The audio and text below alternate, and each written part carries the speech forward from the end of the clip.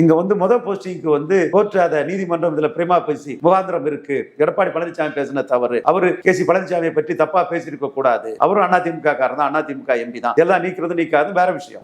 அவர் தவறா பேசிட்டாருங்கிறத court convince ஆயிட்டுன்னா அது வழக்கு விசாரணைக்கு வரும். அந்த விசாரணையில சிவில் நேச்சர்ல விசாரணை செய்யப்பட்டாலும் கிரிமினல் நேச்சர் உள்ள வழக்கு, கிரிமினல் தண்டனைக்குரிய வழக்குங்கிற நிரூபிக்கப்பட்டால் கிரிமினல் தண்டனைக்குரிய குற்றம் எடப்பாடி பழனிசாமிக்கு கொடுக்கலாம்ங்கிற ஒரு தன்மையில இருக்கிறதுனால இந்த வழக்கு விசாரணைக்கு முதல் போஸ்டிங் வந்துதான் தீரணும். அதுக்கு பிறகு வழக்கறிஞரை வச்சுதான் குற்றமற்றவன் நிரூபிக்கிற வேலையை எடப்பாடி பழனிசாமிக்கு சட்டம் வழங்கியிருக்குது.